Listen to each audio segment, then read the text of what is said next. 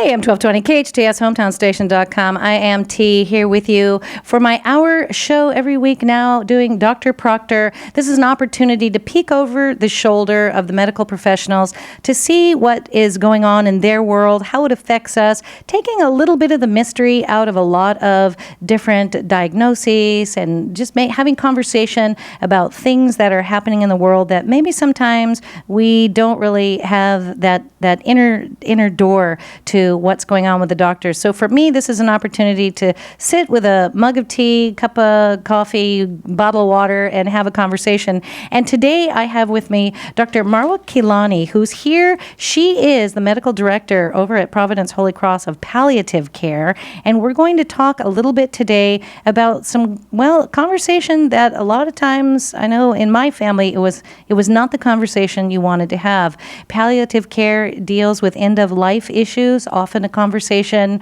we don't want to have with our loved ones, but a conversation we need to have with our loved ones. And as I said to Marwa when she first came in, I said, I feel we need to return the beauty of what happens in our life in the very, very big realm of our life. We are very focused on what happens at the beginning of life. We're very focused on what happens when someone first comes in to be with us. I think we need to also return some of the beauty about what happens when we celebrate a life and give a person that dignity and that gift of helping them to that next place. Dr. Kilani, hello and welcome. Oh, thank you. Thank you for having me. All right, let's talk a little bit about, first of all, palliative care. It is one of those things that it's critically important for patients and their families. Can you walk me through a little bit? How did you come to palliative care? Palliative care has been a passion of mine actually since I started medical school. I went to UC San Diego, and San Diego Hospice was one of our rotations in the San Diego area. It was a lovely facility and really showed how people can end their lives in a dignified fashion in a very comfortable environment, and it was a beautiful experience being there with patients and families at a very touching time of life. It was quite special. And how old were you when you were involved with that group? I was in my mid-20s at that time, and when I went on to do residency, which was at County Hospital USC, was really thrown into doing the work of having those serious conversations and not being trained at all in the residency that I was at. The only conversation training that I had was a minimal amount in medical school. So even though we had rotations at a hospice, that was something that we as a student could select or elect to do for ourselves. But it wasn't considered to be mandatory. There was no emphasis on conversations. That's very interesting. Now, can I ask you a personal question? Yes. In your own life, before you ever went to medical school, had you ever had an experience with a family member, a loved one? Did you have that experience in your own personal life? I can tell you the person that was most influential. There were two people that were most influential in my life. One being my grandfather, and I was able to see him until his last day. My family comes from Egypt, Cairo, Egypt, and he used to come and visit every summer. Actually, every other summer. I'd visit one summer there, and one summer he'd come and stay with me. And he was a heavy smoker, so he did have emphysema, and he lived with that for a long time. He ultimately passed here in the States. And that experience was very heart-wrenching. How old were you? I was 12 years old. And the other person that really influenced me was my uncle. And my uncle was a physician. He was a family practitioner. He was the person who handed me my first stethoscope and doll when I was 4 years old and told me that I was going to be a doctor. Here's your future, kid. That's my future. But I used to listen to him having conversations in his office with his patients.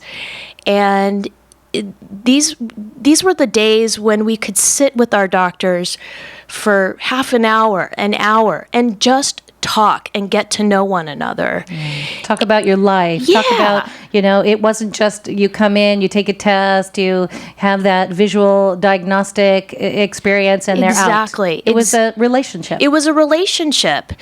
And I was recently at a conference just a few weeks ago, and I asked the audience, I said, how many of you have spent more than 10 minutes with your physician in the last year or two?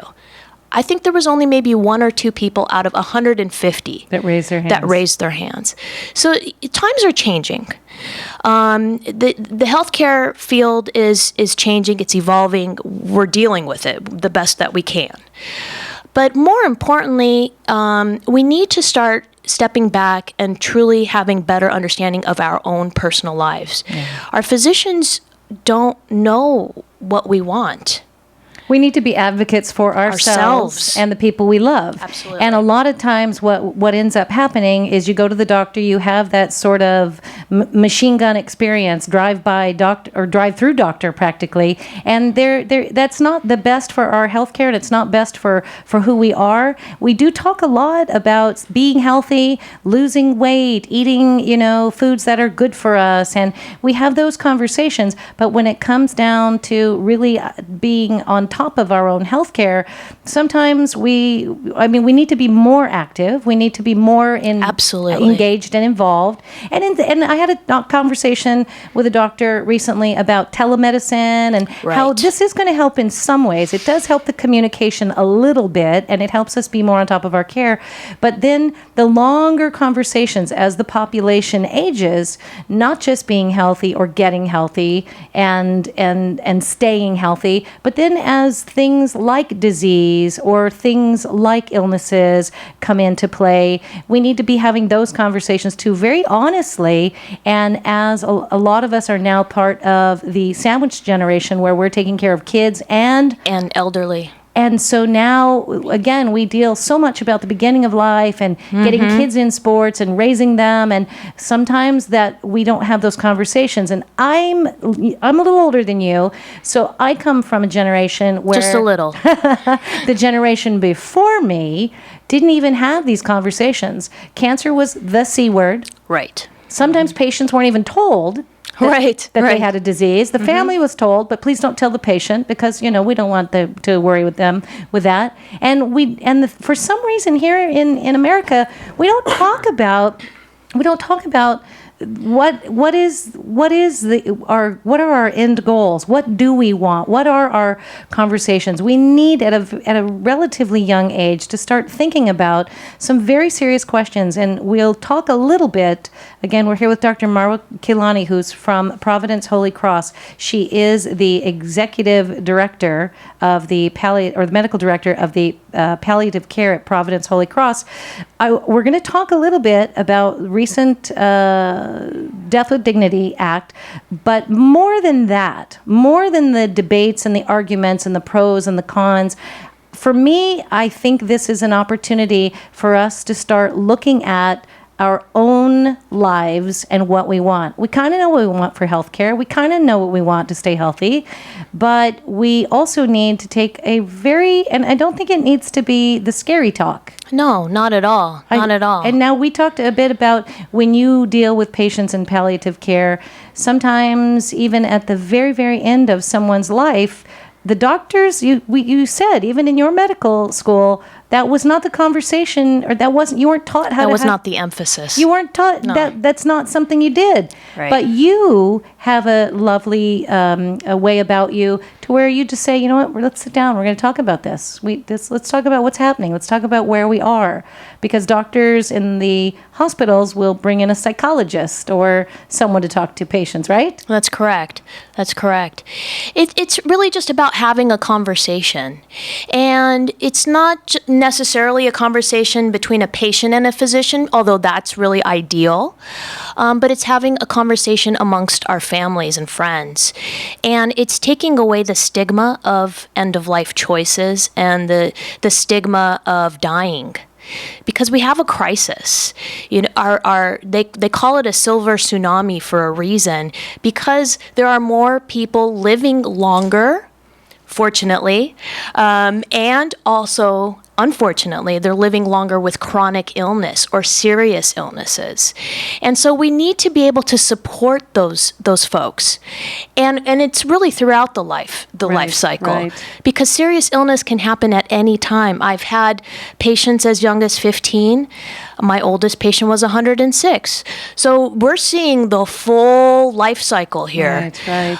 But the purpose of palliative is not just about the end of life, which is the nice thing about the work that I do, but it also focuses on how to help patients and families deal with a chronic or serious illness. And then when it gets to the phase of end of life and terminal situations, we're there to continue that support and really continue to focus on quality, focus on comfort. And it all comes down to quality at the end of the day. Absolutely. We talk about pain, we talk about suffering, but boy, the quality of someone's life. And there are multiple differences between palliative care and hospice, but one of the things that palliative care is, it deals with serious illness or disease where patients can continue treatment meant to cure. There is a difference. Absolutely. As where hospice is primarily an end of life, we know that we can't cure what is happening. I'm very curious when I've spoken before about how when someone goes into the hospital, and now with the silver tsunami and with healthcare reform and different things, people are flooding to hospitals in ways they never have before. The impact is outrageous. Yes. And so very many times when a family has someone who does have a serious illness or disease or chronic issue, and will go to the hospital, and there comes a point where the conversation has to be had with the family saying, you know, we're looking at all of the aspects of what's going on with the body. We are looking at what we can and can't do. Correct. And I feel for the doctors, because this now becomes a game of numbers. Yeah. It's statistics. Okay, this person is having this internal organ issue. There's a 40% chance that we could intervene and we can do something about that.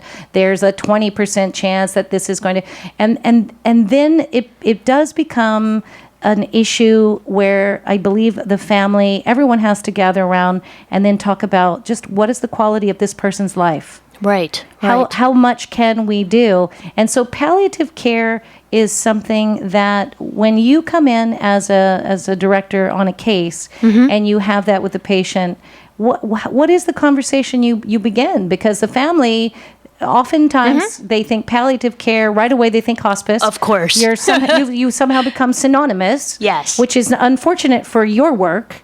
What's the conversation when you walk in that door to that family? I think the first thing that we like to do when we go in to see a patient and family is to get to know who they are. Because it's not about us, it's not about what we have to discuss. It's about that patient and that family's experience. So we get to know who they are as people. We get to understand what they understand is going on with their condition. And the first thing we do is answer their questions, because that's the most important thing. They need to understand where they're at in this game of healthcare. Right. And palliative care has a beautiful overall view, Yes. as where specialists, I've noticed, come in, and the pulmonologist is dealing with just the lungs, and that's their, and that's their field, that's their thing. And then the urologist comes in and deals with his thing. And sometimes it's a personal opinion. I love me some doctors, but I feel like that big picture, especially for end of life now, or dealing with these very, very serious issues, you come in and you have to paint a big picture.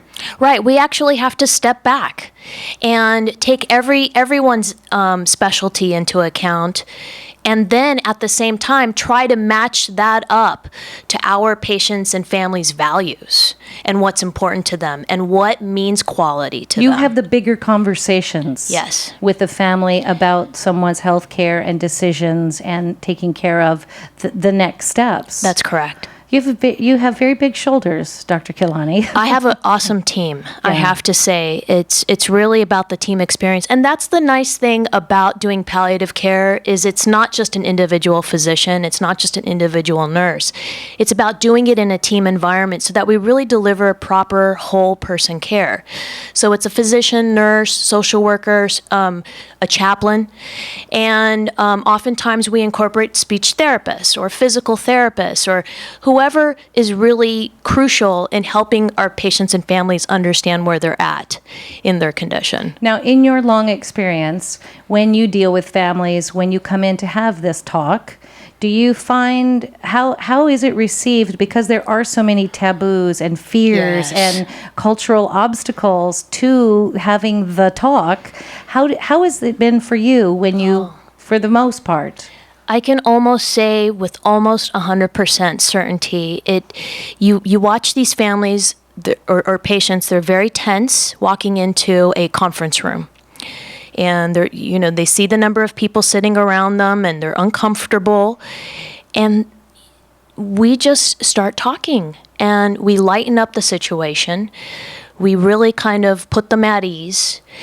And then by the end of the conversation, it's as if they've had a weight lifted off of their shoulders. I think it's beautiful that it's a beautiful transition. That you can let people understand, and this is something I really hope, if you're listening and you're thinking to yourself, oh, I don't want to have this conversation, you deserve to have a team of people looking after your whole patient care. And I love me some doctors. I love when the guy comes in and says, okay, we're going to totally concentrate on this particular organ and this particular machine or intervention that we're considering. And the other guy who comes in and says, all right, I love that. But even more so, the idea that you are worth having a group of people who are now going to look at you as a whole person, not just the parts of you. That's correct. And while that's really very powerful, and it is a wonderful experience to have doctors with that kind of level of intelligence and experience and there for you, even more so, you got to think of them as your superhero panel, that they are here to look at you as a whole person now. Let's figure out who you are, what's going on, and the beautiful painting of who that person is. And again, That's the fact correct. that you have a team Yes. is and pretty much every hospital now has. A majority of hospitals in California have a palliative care program on different levels, of course. Different levels. And it really depends on the size of the hospital, whether it's an academic environment or not. But people are hearing the word more and more. More and more. And palliation and palliative care should never be a negative. No, it should not. And in fact, we use palliative chemotherapy and palliative radiation and palliative surgeries as a word all the time. Palliation comes from the root of to cloak or to cover. And it really should go back to that. Palliative care is not a scary thing at No, all. you should Neither have- is hospice, for that matter. You But should have a T-shirt that says "I'm your pal." Just yeah, I'm your pal. There you go. Thank you. I may make T-shirts. Thank you. Yes, there you go. Because really and truly, these are the friends that are coming in to make sure. Again, we talk about pain, we talk about suffering that comes with disease. It is, for the most part, those are two of the greatest fears and realities of a lot of illness and disease. But the idea that quality of life and comfort, and dealing with the pain situation, but quality of life and comfort, if we can start to look at the person as a whole. When we come back, we're going to talk a little bit more addressing the differences between palliative care and hospice, timing, location, treatment, payment, all the differences that we have. We will talk a little bit about the Death with Dignity Act. You're here with me, your afternoon tea, and Dr. Proctor. And again, I'm talking with Marwa Kilani, Dr. Kilani, who's a medical director for palliative care of Providence Holy Cross Medical Center. We'll be back after these messages.